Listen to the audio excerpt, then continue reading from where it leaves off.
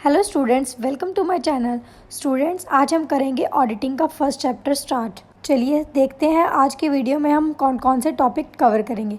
सबसे पहले हम देखेंगे ऑडिटिंग का ओरिजिन क्या है, ऑडिटिंग इन इंडिया और ऑडिटिंग की मीनिंग और डेफिनेशन। उसके बाद हम करेंगे फीचर्स ऑफ ऑडिटिंग। तो चलिए वीडियो स्टार्ट करते हैं। सबसे पहले है auditing origin. Auditing word come from the Latin word audire which means to hear. जैसे कि पहले समय में होता था कि किसी भी बिजनेस के अकाउंट्स को मेंटेन करने के लिए कोई भी एक रिस्पॉन्सिबल व्यक्ति, कोई भी रिस्पॉन्सिबल पर्सन किसी एक्सपीरियंस्ड पर्सन के पास जाता था और उन्हें कहता था कि मेरे अकाउंट्स को देखो, चेक करो, सुनो और इसकी करेक्टनेस के बारे में मुझे कोई ओपिनियन दो। ठीक है, तो उस एक्सपीरियंस्ड पर्सन को ऑडिटर कहा जाता था। तो ये था ऑडिटिंग ओरिजिन। अब हम बात करेंगे ऑडिटिंग इन इंडिया।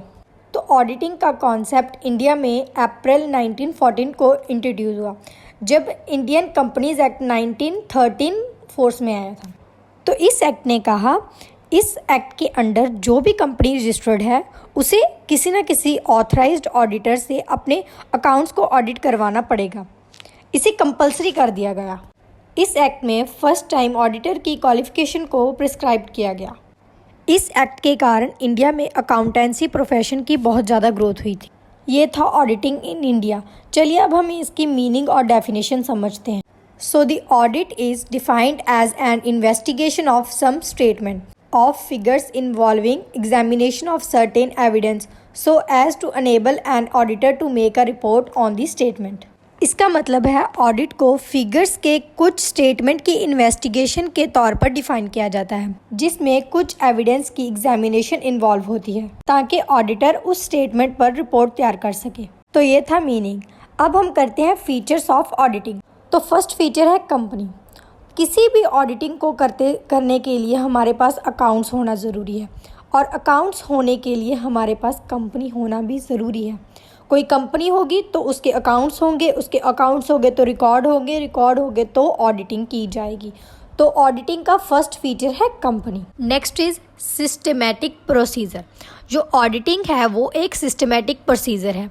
इसमें हर एक रिकॉर्ड को सिस्टमेटिक वे में डिटरमिन किया जाता है और रिपोर्ट तैयार की जाती है। Next one is to have essential documents. तो ऑडिटिंग करते समय हमारे पास सब एसेंशियल डॉक्यूमेंट्स जैसे कि हो गए vouchers, financial statement, balance sheet और अदर इम्पॉर्टेंट डॉक्यूमेंट्स होने चाहिए, क्योंकि इन सब की मदद से ही हम ऑडिटिंग कर सकते हैं। तो ऑडिटिंग करते समय हमारे पास ये सब एसेंशियल डॉक्यूमेंट्स अवेलेबल होने चाहिए। Next feature is auditor. Auditing एक इंडिविजुअल पर्सन जहाँ बॉडी ऑफ पर्सन द्वारा अंडरटेक की जाती है उसे ऑडिटर कहा जाता है। ऑडिटर के बिना ऑडिटिंग कंप्लीट नहीं की जा सकती, क्योंकि ऑडिटिंग ऑडिटर द्वारा ही की जाती है। नेक्स्ट है annual examination of accounts. Auditing एक एनुअल एग्जामिनेशन होती है, ये साल में एक बार की जाती है, मतलब साल बाद करना कंपलसरी होता है। Next one is follow the accounting principles. ये अकाउंटिंग प्रिंसिपल को फॉलो करती है। Each and every work rule regulation के अकॉर्डिंग किया जाता है। Seventh is an auditor must be an independent person. जो ऑडिटिंग करने वाला पर्सन होता है वो इंडिपेंडेंट पर्सन होना चाहिए। उसके सारे डिसीजन खुद से होने चाहिए, किसी के दबाव में आकर कोई डिसीजन लेने वाला पर्सन नहीं होना चाहिए। वो फेयर और अनबायस्ड होना चाहिए। Next is to examine the truthness of book.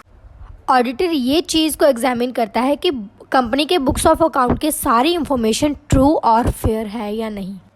Next है वेरिफिकेशन। ऑडिटिंग का मेन फंक्शन है किसी भी ऑर्गेनाइजेशन के अकाउंट्स की वेरिफिकेशन करना। Last but not the least feature of auditing is report. Company के सारे अकाउंट्स की इन्वेस्टिगेशन करने के बाद ऑडिटर एक रिपोर्ट तैयार करता है। यहाँ पर ऑडिटिंग का प्रोसेस खत्म होता है।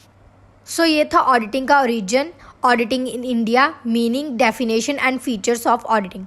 नेक्स्ट वीडियो में हम बेसिक प्रिंसिपल्स ऑफ ऑडिटिंग के बारे में बात करेंगे। So this is the end of the video. अगर आपको वीडियो अच्छी लगी हो तो इसे लाइक, शेयर और कमेंट्स करें। ऐसी और वीडियोस देखने के लिए हमारे चैनल को सब्सक्राइब करें। Thank you.